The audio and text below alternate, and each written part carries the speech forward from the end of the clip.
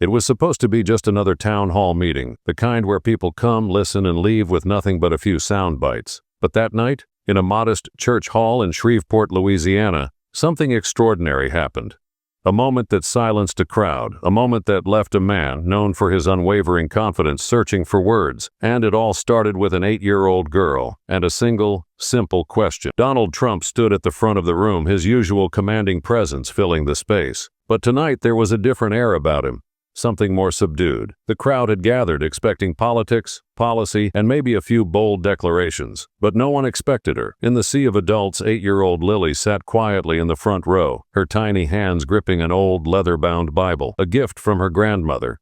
Its pages worn, its gold lettering faded. Her mother had whispered to her before they arrived, "You can ask him, but only if you're brave enough, and only if you truly mean it." And she did. As the floor opened for questions, people lined up, eager to discuss taxes, healthcare, and infrastructure. But Lily hesitated. Her heart pounded. Her legs felt like jelly. Then her mother gave her a nudge, and she stood. The room shifted as people took notice. This small girl, clutching her Bible, stepping forward with quiet determination. When it was her turn, Trump looked down at her, his expression softening. "And what's your question, young lady?" Her voice trembled but did not break. "Mr. Trump, what does God mean to you?" The room fell silent. Completely, utterly silent. Trump blinked. He opened his mouth, then closed it. For a man known for his quick responses, this pause felt different. His gaze flickered from Lily to the Bible in her hands, and something in his expression shifted. This wasn't a political question. This was personal, and for the first time in a long time, he had to search for an answer. "That's a big question," he finally said. His voice for once was low, steady, almost vulnerable. He took a deep breath. "You know, when I was about your age, I had a lot of questions about God, too." He spoke of Sunday church services, of staring at stained glass windows wondering if God was listening. He spoke of his father's words, how faith was like a ladder, climbed one step at a time. "I didn't understand it then," he admitted. "I thought it was just something my father said to keep me quiet." A few chuckles rippled through the crowd. But Lily, she didn't smile. She just watched, waiting. "As I got older," Trump continued, "life threw challenges my way.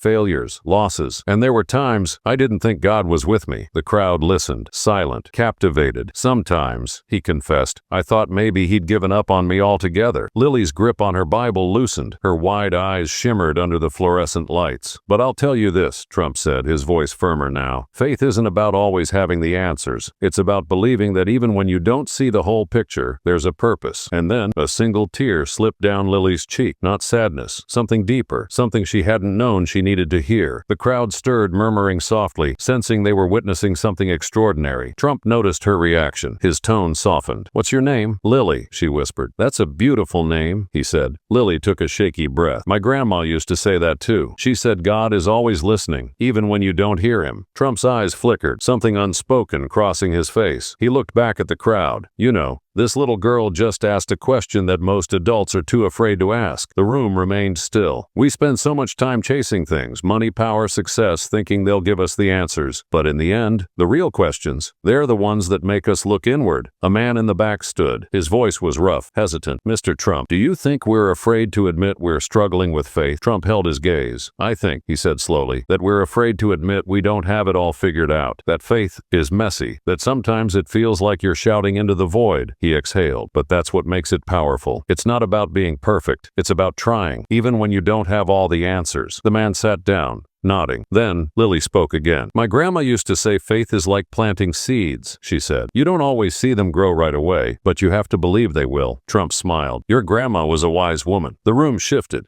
Not with noise, but with something deeper. Understanding.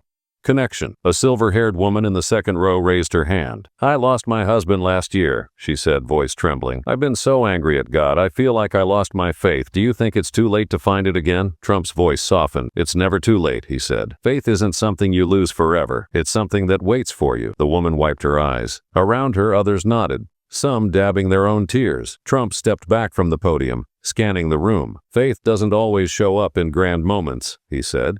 "It's in the small ones, a kind word, a helping hand, a question as brave as Lily's." Lily's mother squeezed her hand. Trump looked back at her. "Thank you for reminding me of that, Lily. You're wiser than most adults I know." The crowd erupted into applause, soft at first, then growing. Lily smiled up at her mother. "Grandma would have been proud, wouldn't she?" Her mother nodded. eyes glistening. She would have been amazed. As people left the hall that night, something lingered in the air, a moment of faith, a question that had changed everything, and perhaps the realization that sometimes the bravest questions lead to the most unexpected answers. If this story touched your heart, take a moment to reflect on your own faith, and if you know someone who needs to hear this, share it with them. And don't forget to subscribe for more stories that inspire, challenge, and bring us closer together.